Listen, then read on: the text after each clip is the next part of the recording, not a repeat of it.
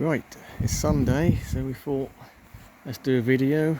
I've never really sort of classed my videos as vlogs, but I guess what I might do from now on is just do a Sunday video, which is just going to be looking at random stuff, just basically what's been going on through the week.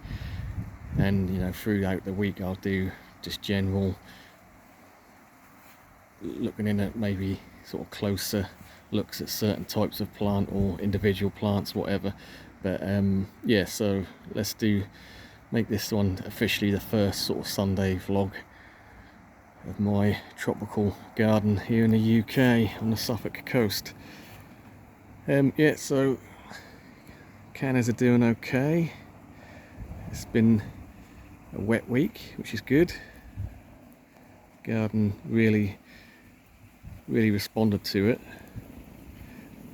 But yeah, so we'll just have a look at, we'll have a walk through and just see what takes my eye really for this first vlog, and we'll see what's going on.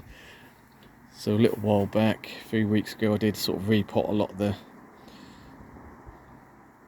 sort of arid stuff, cacti, agaves, that sort of thing.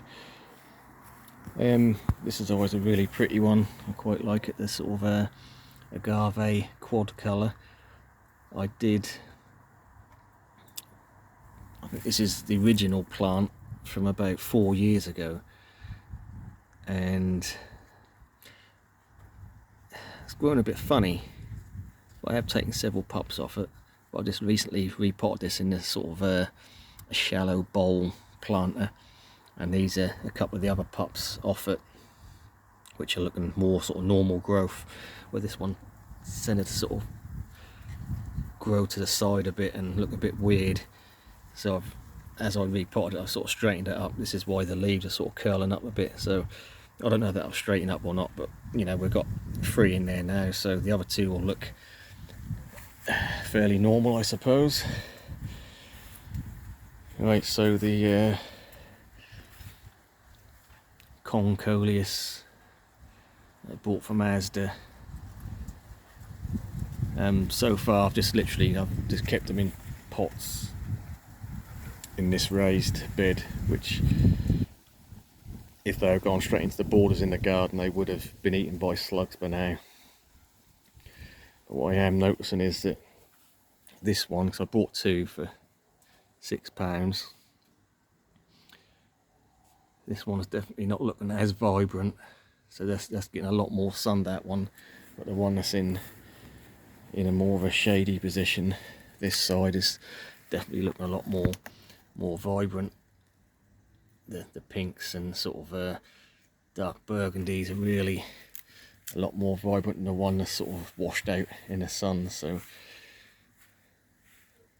that's literally just been a week in that position, and yeah, so that's definitely something to take into consideration if you've bought any of these. That they, Coleus are sort of classed as shade plants anyway. A lot of people grow them as house plants, but I think for a brighter, more vibrant colour, definitely a bit more shade required. Yeah, so this is a little agave attenuata. So this is actually a pup off my big one. So this has been growing for the last couple of years, so they are pretty slow in the UK climate, but yeah, it's been growing away happily. Looks quite pretty, just a dwarf version of the main plant I've got. Very easy to overwinter as well, just keep it frost free. The Echium, still a few flowers on it, but it's on its way out. See if we can collect some seeds off that. This is going to be an update from a plant I had in the garden a few years back. So over here we've got a lot of little sago palm pups. So this dates back from the centre bed in the garden, right straight in front. I used to have a sago palm right at the centre of that, front centre, and we had that was it 22, 23 winter, really bad winter, and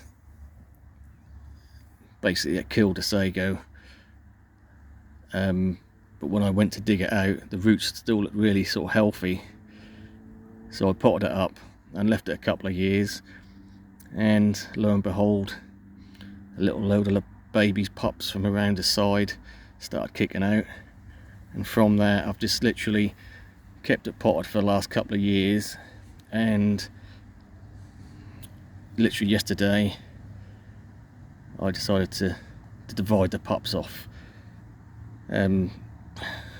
Should have done it on video really, but nothing to see really. I mean, the main, I'll say trunk, then the main base of it was rotten, but obviously you get these little hard nuggets or pups around the side, and yeah, they start to leaf out, so we divided them up. So what we've actually got is 1, 2, 3, 4, 5, 6, 7. So 7 little baby cycad revoluta sago palms. Yeah, so we'll see how they go. They're now potted up individually, so we'll give them a couple of years to kick in.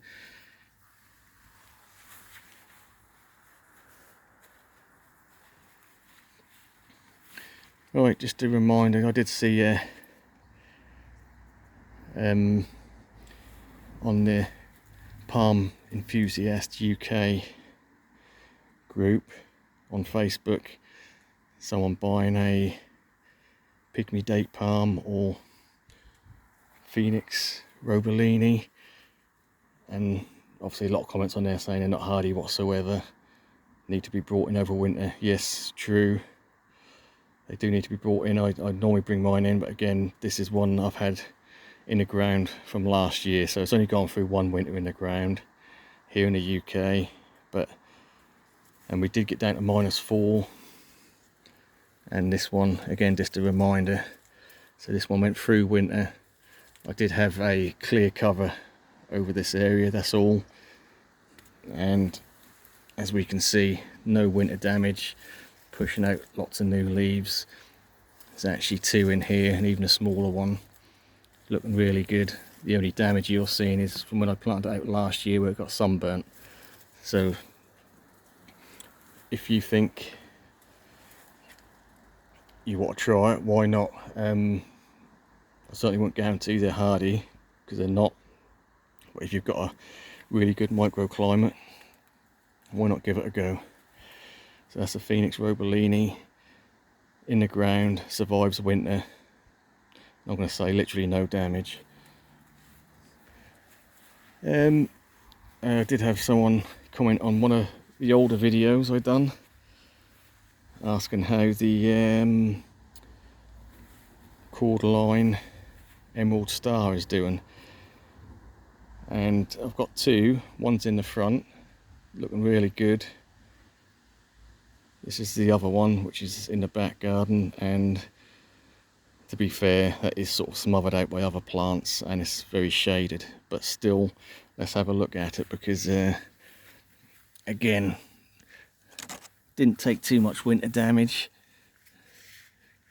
Some of these are really quite old leaves, more insect damage than winter damage, but it's doing okay. This one, like I say, one in the front is doing better, but this has been slowly plugging away. So it's really a really thick, wide leaf cordyline. Really nice actually, but yeah, sort of hidden away there a bit. I quite often forget about it when I'm doing videos. That's sort of unless I specifically get asked about it, I don't really remember to talk about it. So there you go. Why not, on the subject of cordylines, have a look at the other one, the Superstar, which is essentially the burgundy version of the Emerald Star. So again, this one really took no winter damage and looking really quite nice. Really nice sort of glaucous back, more of a grey black, but back, but nice glossy front of the foliage and a nice colour, very different to your standard sort of red star.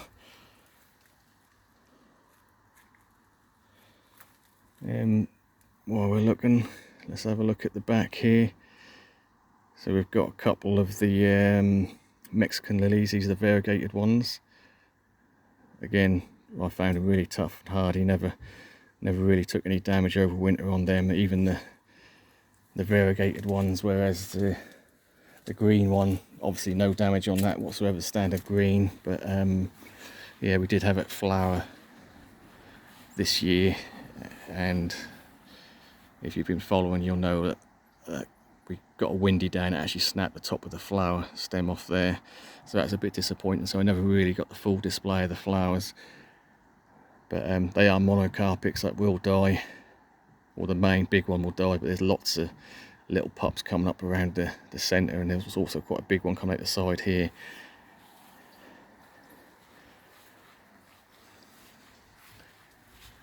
Right, so again, literally just walking about, seeing what takes my eye, and what I did see early on in the week was we've got a flower on the crinum lily, or crinum lily. So this one, first year, has been planted outside, and again it's sort of getting drowned out by a lot of other plants, but yeah, this is one from Farmer Gracie last year, and yeah, chucked out loads of foliage, but certainly didn't flower. But this year we've got this big flower spike on it, so we'll see when that opens up however long that will take, and we'll have a good look at that. Quite pretty with the Cocosmia out at the moment. So the big Lucifer Cocosmia, that's been and gone. These are the smaller ones, the sort of red and orange ones, which I quite like. In fact, I like them a bit better because the foliage, I mean the Lucifer, I think the foliage is nice and big, but the problem is as soon as they flower tend to just die off, where these smaller ones, you still got the foliage, and the flowers are quite pretty in themselves. And because we've got them sort of dotted about throughout the border, that sort of ties that border in, even though there's a lot of different plants. And a lot of people say repetition, you don't have to have repetitive big plants, you can tie it all in with just a, you know, literally summer bedding or annuals, or you know, something like the Cosmea, which can come back every year. That just ties in that sort of area, so it gives it a nice, like I say, consistency without having to be too strict with your planting. So even though I've got lots of different sort of palms and bananas, so it's all sort of willy-nilly everywhere, just that one plant sort of repeated is enough to tie it all in. Yeah, so this week we've had a full leaf on the Musa Baju just open. So again, I did do a video early on in the week about bananas. They will knock out a leaf a week if the conditions are right. They've been slow for me this year because it's been so dry. Right, so we've got the giant Eucomis here, or purple pineapple lily, and we can see, well, I can see at least 3 little pineapples coming up. So we're going to have some flowers on that, so that they will come well above the foliage eventually. So I mean, that's one where it's not always guaranteed to flower every year, but because there's a good cluster of plants now, they do bulk up every year and have a few offsets, so there's a good clump there now. So you always, even if you've got an individual plant, not guaranteed to flower, but if you've got several, then at least one of them will. This year it looks like we've got at least 3, so that's good. The pink shine, I definitely enjoyed the rain this week. So it's literally rained just about every day this week. The temperatures have been reasonable. Today's really nice, sun's out, nice 22, 23 degrees, so it's not hot, but just pleasant.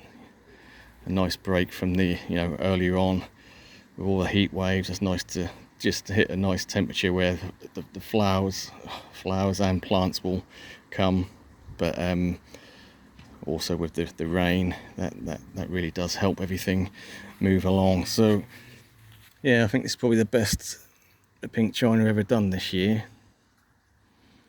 in the ground, and that's well over 2 foot, over a foot across. That's a good size. And because I've planted quite a few in here, I was wondering if I was going to get any sort of random mutations or any variegation, and we did get one plant, so let's have a quick look at that. So coming around here, again the impatiens, this bedding type, have really done a good job of filling in here. So again, that's tied this whole area together. There's lots of individual random plants with the pink china and the impatiens. Has really tied this whole area together, and you know, it's a bit different to what I'd normally do, but I quite like it. Right, so let's have a look at this. So we did have a variegated leaf, or a bit of variegation on this leaf. So we've actually got like a strip down the centre here, which led out to a portion of it being a bit of sport variegation. I'm not going to say the whole plant is variegated, because it's not, but yeah, just a random bit of variegation there. And as we can see, because there's sort of a lighter colour, that's sort of been damaged by the sun a bit. Not really, I can see a little bit of randomness there, but I won't say it's a variegated plant. Just the odd random leaf, you do get a bit of variation or variegation now and then. The odd sort of spot. I mean, when you're growing lots of one plant, you sort of tend to look at it and notice it. I will say the clump over here, bit of a streak there, but yeah, just again, just something a bit, you know, bit of a closer look at things. Now I was looking at this earlier. Phoenix canariensis flowered for the first time this year, and obviously you have male and female plants. There's no big ones, big phoenix in close proximity to where I am. There's a lot around the town, but nothing close enough where it could get sort of pollinated, as it were. But I was looking at the flowers. Oh, they're gone over now. But on closer look, now I don't know if that's going to pick up on camera or not. The odd little green. It's only 3 or 4. I think, well, is that going to seed? And I can't see how it would, but I don't know. Keep an eye on that and keep you updated, I suppose. So another one which the Trachycarpus fortunei at the back here. This has flowered several years, never had seeds from it. Again, because there's no, I say there's no big Trachycarpus close to me. There is. My next door neighbour 2 along has got a big one in the front garden, and I haven't seen it close up enough to see whether it's a male or female. My one's obviously a female, but yeah, for the first time ever, I'm noticing I'm getting some blue seeds. Not on all of the flower space, but some at the back and top there, and one in the front garden's full of seeds, so they must have got pollinated by something. So on the subject of seeds, palms, so I've got this Chamaedorea radicalis here. So this is the non-trunken form. So it's always sort of a dwarf version, if you like, but still very nice hardy palm. And I've had this for a couple of years now, and it's flowered a couple of the individual plants of flower. I've got a cluster of about 6 or 7 palms here, various sizes. 3 are quite big. 3 of them flowered, and I'm looking at the flower space on them. I'm starting to get some little, I don't know if it's going to show up or not, because I've got a leaf in the way. Getting some little green round balls on that, so maybe that did get cross-pollinated. The thing is that they all flowered at different times. The one at the bottom here, that's definitely started to die off with nothing on it, and this one nothing on it, but this one is starting to definitely swelling and getting big, so that'll be interesting to see if I get seeds on that.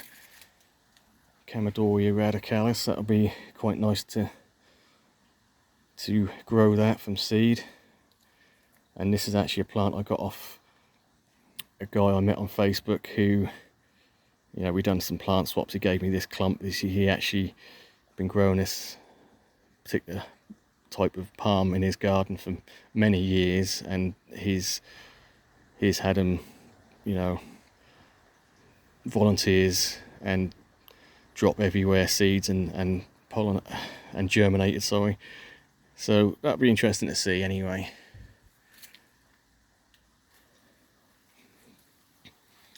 So this is my biggest red star cordyline, which is probably a good 8 or 9 foot now. It's doing well. So I'm not going to go through too much today, because it's the first sort of vlog, so it's just literally going to be things throughout the week that's caught my eye. So we've got the big black tree fern here, Cyathea medullaris, and we have got another, I don't know if we can see that, I can't see my screen, but we've got another big knuckle coming out anyway, big crozier ready to unfurl. So it's opened up since it's been in the garden. I only brought this late last autumn. I think it came with 4 big fronds. 2 of them snapped as soon as I put them outside this year. So we've got 2 remaining from the original ones. There, which is already started to brown off a bit, and this one which is browning off because it's been knocking against the trunk of the cordyline. But that's thrown out 3 fronds so far this year, and it's now working on the 4th, so I don't think that's too bad considering that it's been dry. I mean, I have got irrigation down here, and one of the little micro irrigation drips is in that pot, so whenever I put the irrigation on, if it's been dry for a couple of days, I will put that on and do that for at least 10-15 minutes a day until we get rain again. So that hasn't had a chance to dry out, let's put it that way, and that's been doing okay. Right, so I haven't been round here for a couple of weeks, but I have been looking from the distance, and we've got the big leaf rhododendron here, which has finally started to flush out new leaves. And I say I haven't been around here for a couple of weeks, so I can see that because I've got bindweed coming up around it. But yeah, so these are already getting to quite a good size actually, this new flush. We can see the old leaves, how big they are by my hand. But yeah, even the new ones are already starting to look good. This is when I brought this a couple of years back, it was half the size of this, and it had 4 heads on it. It's now got 5, so the main leading growing point split into 2 last year. So we've got the 1, 2, 3 lower ones, and the main one is split into 2. This would still be the main one, which is starting to fill out that space, which is exactly what I wanted.